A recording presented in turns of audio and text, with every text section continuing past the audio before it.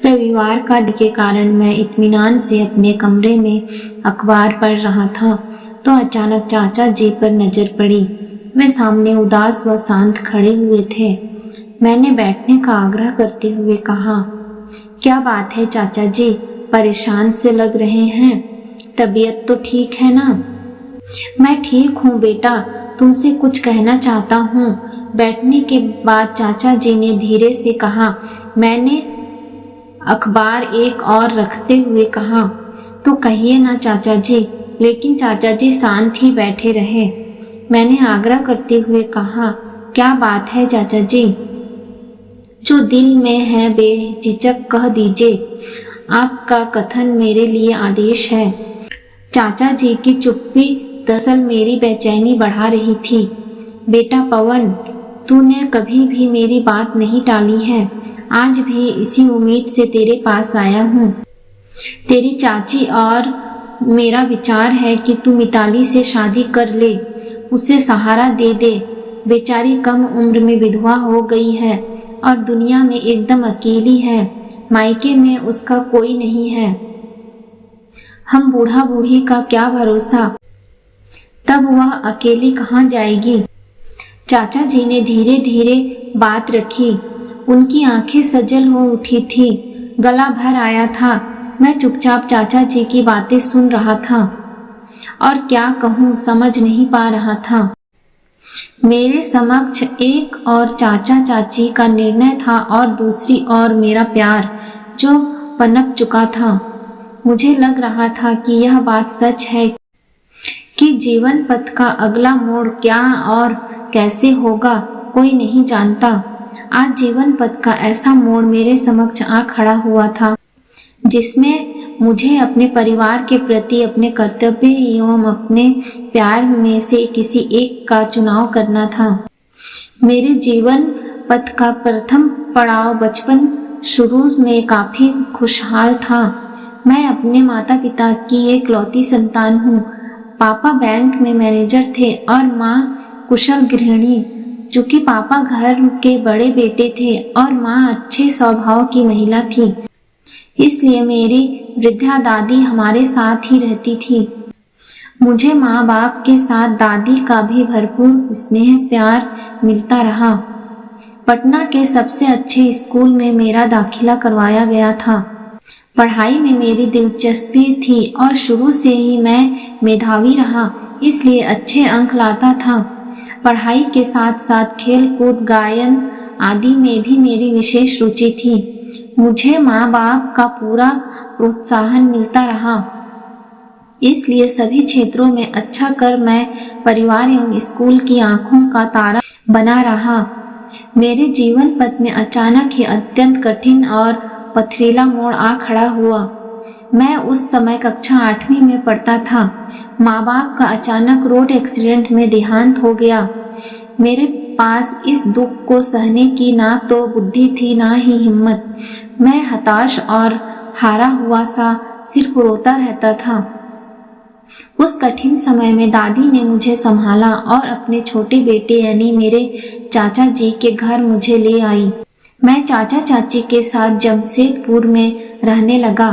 उनका एकलौता बेटा पीयूष था। वह मुझसे 2 साल छोटा था। चाचा जी ने उसी के स्कूल में मेरा नाम लिखवा दिया। मैं वहाँ भी अच्छे अंकों में पास होने लगा।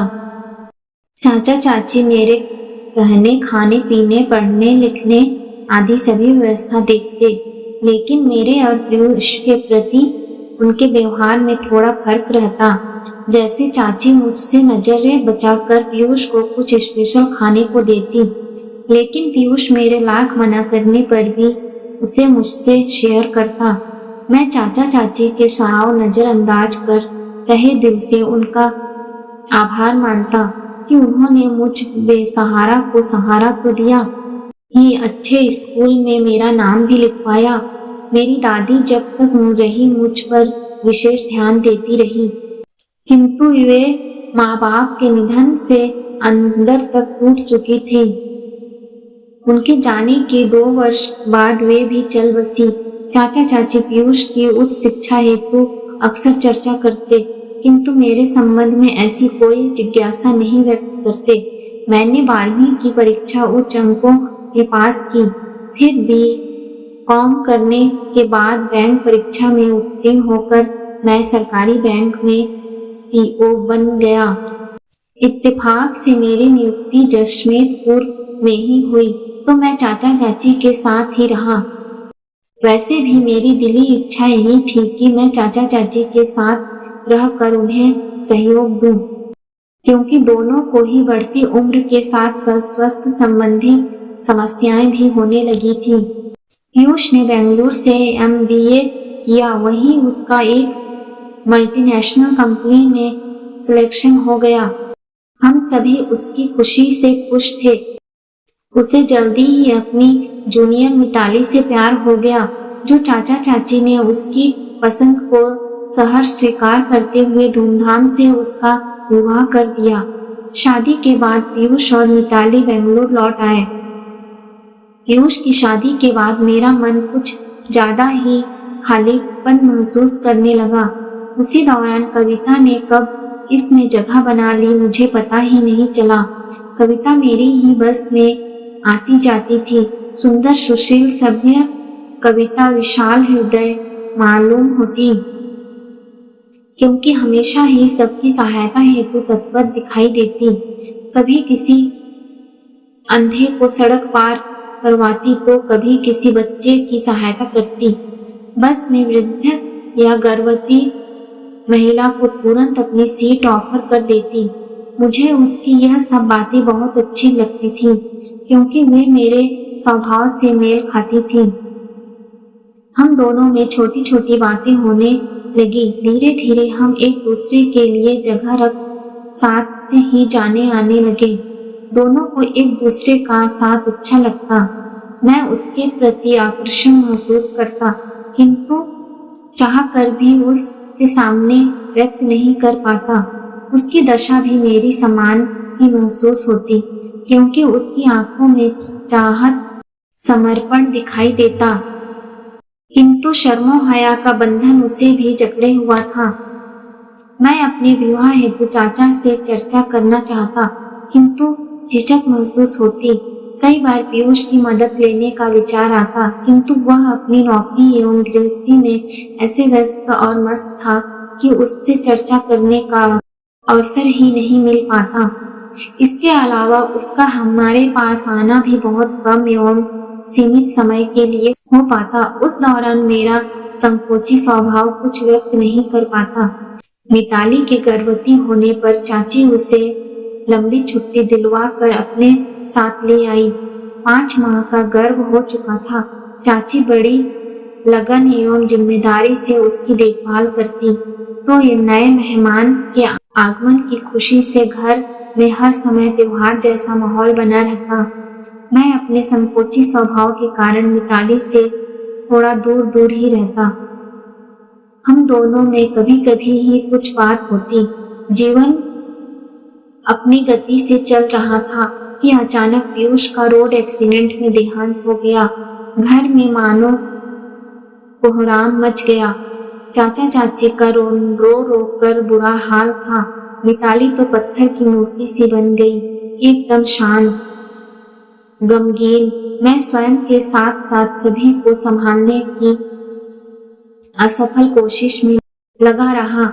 मिताली को समझाते हुए कहता कि मिताली कम से कम बच्चे के बारे में तो सोचो, उस पर बुरा प्रभाव पड़ेगा। तो वह आंसू पोंछते हुए सुबकने लगती। पीयूष के जाने बाद हम सबका जीवन रंगहीन उमंगहीन हो गया था। हम सभी यंत्रवत अपना अपना काम करते और एक दूसरे से नजरें चुराते हुए मालूम होते। जीवन यात्रा की टेढ़ी मेढ़ी डगर मेरे मन मस्तिष्क में हलचल मचा रही थी। चाचा जी मिताली से विवाह करने की बात पर मेरा जवाब सुनना चाह रहे थे। वे मेरी सहमति की आस लगाए बैठे थे और मुझे ऐसा महसूस हो रहा था कि मेरा गुजरा कल आज मिताली के साथ में मेरे समक्ष आ खड़ा हुआ है। कल जब मैं अपने माता पिता से बिछुड़ गए कर चाचा चाची के समक्ष सहारे की उम्मीद लिए आ खड़ा हुआ था। यदि उस समय उन्होंने सहारा नहीं दिया होता तो मेरा जाने क्या होता। सत्य है, इतिहास स्वयं को दोहराता है। वैसे चाचा जी यदि मेरी जान भी मांग लेते तो बिना सोचे विचारे मैं सहर्ष दे देता, किंतु चाचा जी ने मिताली से विवाह का प्रस्ताव रख मुझे असमंजस में डाल दिया था। मैंने धीरे से कहा, चाचा जी, मिताली को मैंने हमेशा अपनी छोटी बहन माना है, ऐसे में भला मैं उससे शादी कैसे कर सकता हूँ। बेटा, तुम निराश करोगे तो हम कहाँ जाएंगे। कहते हुए चाचा जी रो पड़े। मैंने उन्हें संभालते हुए कहा, चाचा जी स्वयं को संभालिए, तो निराश होने से समस्या का समाधान कैसे निकलेगा। मैं नहीं जानता था कि आप लोग मिताली की पुनर्विवाह हेतु विचार कर रहे हैं। दरअसल मेरा मित्र पंकज अपने विधुर भैया रसूल के लिए मुझसे मिताली का हाथ मांग रहा था, किंतु मैं उसके प्रस्ताव पर बिगड़ पड़ा था कि अभी बेचारी पीयूष के गम से उभर भी नहीं पाई है। उसका बच्चा मिताली के गर्भ में है। ऐसे में उससे मैं कहीं और शादी करने के लिए कैसे बोल सकता हूँ। उसने मुझे समझाते हुए कहा था कि दोस्त, गंभीरता से विचार कर। जो हुआ बहुत बुरा हुआ, किंतु वह हो चुका है, तो अब उससे निकलने का उपाय सोचना होगा। मेरी भाभी बेटे के जन्म के बाद चल बसी। आज बेटा 1.5 वर्ष का हो गया है। मेरी माँ बेटे प्रखर का पालन पोषण करती है, किंतु वे बूढ़ी और बीमार है। भैया दूसरी शादी के लिए इसलिए इनकार कर देते हैं कि अगर उनकी दूसरी पत्नी उनके जान से प्यारे प्रखर के साथ बुरा व्यवहार करेगी तो वे बर्दाश्त नहीं कर पाएंगे। वही सिचुएशन मिताली के समक्ष भी आ खड़ी हुई है, लेकिन वह बेचारी जिंदगी सहारे निकालेगी। उसने मुझे विस्तार से समझाते हुए कहा कि देख दोस्त, मेरे भैया और मिताली दोनों संयोगवश अपने जीवन साथियों से बिछड़े आधे अधूरे रह गए हैं। हम दोनों को मिलाकर उनके जीवन को सरल एवं सफल बनाएं, यही सर्वथा उचित होगा। मैंने बहुत नमन के बाद तेरे समक्ष यह प्रस्ताव रखा है। दोनों एक दूसरे के बच्चे को अपना कर जीवन साथी बन जाए, इसी में दोनों का सुख है। जो घटित हुआ उसे तो बदला नहीं जा सकता, किंतु उनका भविष्य तो अवश्य सुधारा जा सकता है। गंभीरता से विचार करने पर मुझे भी पंकज का प्रस्ताव उचित लगा, किंतु आप लोगों से इसके बारे में चर्चा करने का साहस मुझ में ना था। आज आपने चर्चा की तो कहने का साहस जुटा पाया। चाचा जी मेरी बातें शांति से सुन रहे थे और समझ भी रहे थे, क्योंकि अब वे संतुष्ट नजर आ रहे थे। चाची जी जो अब तक पर्दे की ओर में हमारी बातें सुन रही थी, लपक कर हमारे सामने आ खड़ी हुई और अधीरता से बोली, बेटा कैसे हैं पंकज के भैया, क्या करते हैं, उम्र क्या है उनकी, और क्या तू उनसे मिला है, वगैरह वगैरह। मैंने उनको पलंग पर बैठाते हुए कहा, चाची जी पहले आप इत्मीनान से बैठिए, मैं सब बताता हूँ। बड़े नेक और संस्कारवान इंसान हैं, सरकारी स्कूल में शिक्षक हैं और मेरी ही उम्र के होंगे, क्योंकि पंकज से 2 साल ही बड़े हैं। पंकज मुझसे लगभग 2 साल ही छोटा है। वैसे आप लोग पहले उनसे मिल लीजिए, उसके बाद निर्णय लीजिएगा। मैं तो मिताली को देखकर चिंतित हो जाता हूँ, समझ नहीं पाता हूँ कि वह इस बात के लिए तैयार होगी या नहीं। अभी बेहद गुमसुम व गमगीन रहती है। बेटा तू चिंता ना कर, उसे विवाह के लिए हम सभी को प्रोत्साहित करना होगा। विवाह होने से वह स्वयं को सुरक्षित महसूस करेगी, जिसका प्रभाव गर्भ पर भी सकारात्मक पड़ेगा। बेटा वह अभी स्वयं को अकेला एवं असुरक्षित महसूस करती होगी। एक औरत होने के नाते मैं उसकी भावनाएं समझ सकती हूँ। यदि उसे सहारा मिल जाएगा तब उसे दुनिया और जीवन प्रकाशवान लगने लगेगा।